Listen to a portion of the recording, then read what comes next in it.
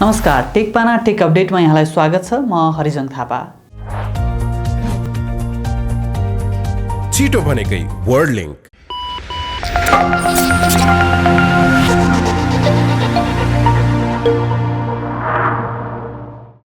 Update सुरु गरौँ नागरिक एपले ल्याउन लागेको नयाँ अपडेट सम्बन्धी समाचारबाट।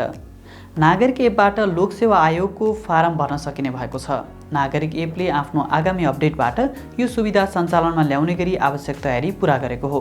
यसका लागि नागरिक एपको सिस्टम तयार भइसकेको छ। उता लोकसेवाको कोर सिस्टम अपडेटको काम सकिने बित्तिकै नागरिक एपमा यो फिचर थप हुनेछ। प्राविधिक कारणले बन्द भएको सवारी चालक अनुमति पत्रको अनलाइन आवेदन प्रणाली पुनः सुरु भएको छ। यातायात व्यवस्था विभागले अनलाइन प्रणालीमा देखिएको समस्या समाधान गरी पुनः सञ्चालनमा ल्याएको हो। बिहिबार अनलाइन आवेदनमा समस्या आउँदा हजारौं सेवाग्राही प्रभावित भएका थिए। 6 महिनापछि गत सोमबारदेखि सवारी चालक अनुमति पत्रका लागि अनलाइन आवेदन खुला गरिएको थियो। सञ्चार तथा सूचना प्रविधि मन्त्रालयमा एकीकृत कार्यालय व्यवस्थापन प्रणाली सुरु भएको छ। देशभरका सरकारी कार्यालयहरूलाई एउटै विद्युतीय प्रणालीमा जोड्ने उद्देश्यले गत वर्ष यो प्रणाली विकास गरिएको हो। यसअघि नै सूचना प्रविधि विभागमा यो प्रणाली सुरु गरिसकिएको विभागका महानिर्देशक प्रेम शरण श्रेष्ठले जानकारी दिएका छन्। उनका अनुसार अब सञ्चार मन्त्रालय मातहतका सबै कार्यालयमा यो प्रणाली सुरु गर्ने योजना छ। हाल यो सिस्टममा दर्ता चलानी, टिप्पणी, हाजिरी लगायतका फिचरहरू समावेश छन्।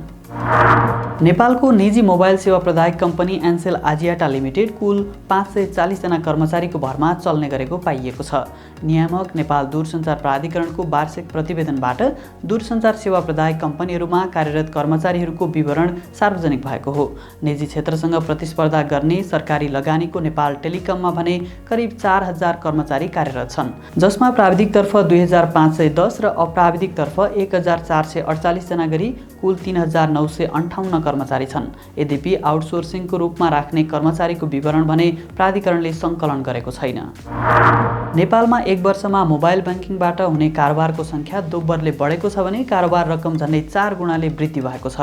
नेपाल राष्ट्र बैङ्कले हालै सार्वजनिक गरेको यो आर्थिक वर्षको पहिलो 2 महिनाको तथ्याङ्कले यस्तो देखाएको हो। डिजिटल भुक्तानीको अभ्यास बढेसँगै अहिले अधिकांश बैङ्क तथा वित्तीय संस्थाले मोबाइल ब्याङ्किङ सेवा उपलब्ध गराएका छन्। तथ्याङ्क अनुसार यो आर्थिक वर्षको पहिलो 2 महिनामा मोबाइल ब्याङ्किङबाट करिब 1 खर्ब 47 अर्ब 18 करोड 30 लाख रुपियाँको कारोबार भएको छ, जबकि गत आर्थिक वर्षको सोही समयमा 38 अर्ब 73 करोड 30 लाख रुपियाँको मात्र कारोबार भएको थियो।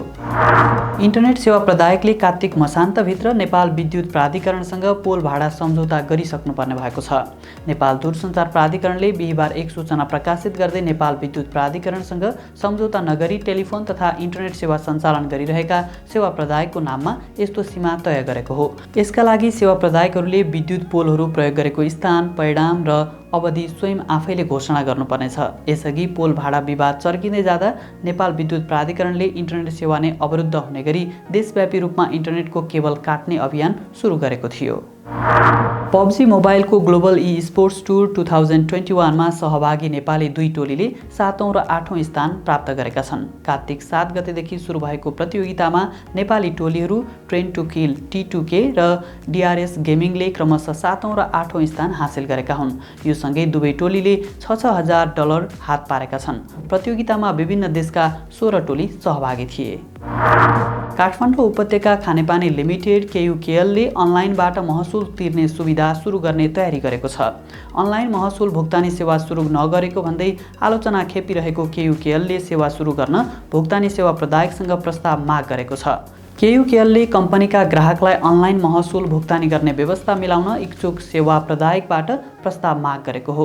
ससाना उपभोक्ता समितिले समेत अनलाइन भुक्तानी सेवा उपलब्ध गराइसक्दा समेत KUKL ले सेवा सुरु नगरेको भनेर आलोचना हुँदै आएको थियो।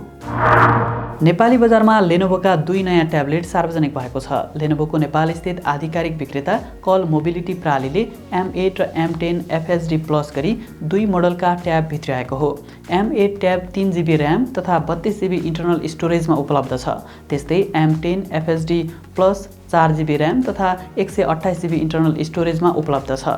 नेपाली बजारमा M8 को मूल्य 21990 रुपियाँ र M10 FHD प्लस को मूल्य 43990 रुपियाँ रहेको छ। चिनिया स्मार्टफोन कम्पनी Xiaomi आफ्नो रेडमी लाइनअपमा नयाँ स्मार्टफोन सार्वजनिक गरेको छ। कम्पनीले रेडमी नोट 11 सिरिज अन्तर्गत 3वटा फोन रेडमी 11, रेडमी 11 प्रो र रेडमी 11 प्रो प्लस सार्वजनिक गरेको हो। चिनिया बजारमा रेडमी नोट 11 को सुरुवाती मूल्य 1179 युआन अर्थात् करिब 22,400 रुपियाँ छ भने 11 प्रो को सुरुवाती मूल्य 1579 युआन अर्थात् करिब 29,900 रुपियाँ रहेको छ। रेडमी नोट प्रो प्लस को मूल्य 2,179 युआन अर्थात् करिब 41,100 रुपियाँ रहेको छ। एडोबीले फोटोसप र इलिस्ट्रेटरको सजिलो भर्सनलाई वेबमा पनि उपलब्ध गराउने भएको छ, जसले गर्दा प्रयोगकर्ताले वेबमै फाइलको आदान प्रदान गर्न र सामान्य सम्पादन गर्न सक्नेछन्। वेबमा उपलब्ध भर्सन सामान्य खालको मात्रै हुने एडोबीले जनाएको छ। यस्तै वेबमा उपलब्ध हुने भर्सनमा सामान्य सम्पादन गर्न, कमेन्ट गर्न र लेयरहरू बनाउन मिल्नेछ। फोटोसपलाई वेब भर्सनमा प्रयोग गर्नको लागि कम्पनीको क्रिएटिभ क्लाउड सर्भिस प्रयोग गर्नुपर्नेछ। सोनीले फोटोग्राफीमा रुचि राख्ने स्मार्टफोन पारखेका लागि सोनी एक्सपेरिया प्रो आई सार्वजनिक गरेको छ। मिररलेस क्यामेरा बनाउन माहिर सोनीले आफ्नो नयाँ स्मार्टफोनमा पनि यस्तै प्रविधिको अधिकतम प्रयोग गरेको छ। क्यामेरालाई लक्षित गरी बनाइएको यस फोनमा 4K डिस्प्ले र क्वालकमको स्न्यापड्रागन 888 चिपसेट रहेको छ। साथै यसमा 12GB र्याम र 512GB इन्टर्नल स्टोरेज उपलब्ध छ। अप्टिकल इमेज स्टेबलाइजेसन भएको एक्सपेरिया प्रो आईले 120 FPS सम्मको भिडियो 4K क्वालिटीमा खिच्न सक्छ। साथै यो फोनमा सेकेन्डरी डिस्प्लेको रूपमा ब्लग मनिटर पनि रहेको छ। यो फोनको खुद्रा मूल्य अमेरिकामा $1,800 अर्थात् करिब 2,16,000 रुपियाँ तोकिएको छ। फेसबुकले आफ्नो कर्पोरेट नाम परिवर्तन गरेको छ। स्थापनाको 17 वर्षपछि बिहिबार फेसबुकले आफ्नो कर्पोरेट नाम अबदेखि मेटा राख्ने निर्णय सार्वजनिक गरेको हो। यससँगै फेसबुक, इन्स्टाग्राम, व्हाट्सएप र ओकुलसको मुख्य कम्पनीको नाम अब मेटा इन्क हुनेछ। नयाँ नामले मेटाभर्स निर्माण गर्ने कम्पनीको खास लक्ष्य र उद्देश्यलाई प्रतिबिम्बित गर्ने फेसबुकका संस्थापक मार्क जुकरबर्गले बताएका छन्। चीनको युनिभर्सिटी अफ साइन्स एन्ड टेक्नोलोजीका अन्वेषकहरूले क्वान्टम कम्प्युटर बनाएका छन्। उक्त कम्प्युटर अहिलेको सुपर कम्प्युटरभन्दा कैयौँ गुणा छिटो भएको उनीहरूले दाबी गरेका छन्। उक्त कम्प्युटरको गणना गर्ने क्षमता गुगलले बनाएको सिकमोर प्रोसेसरको भन्दा 10 लाख गुणा छिटो भएको रिसर्च पेपरमा उल्लेख छ।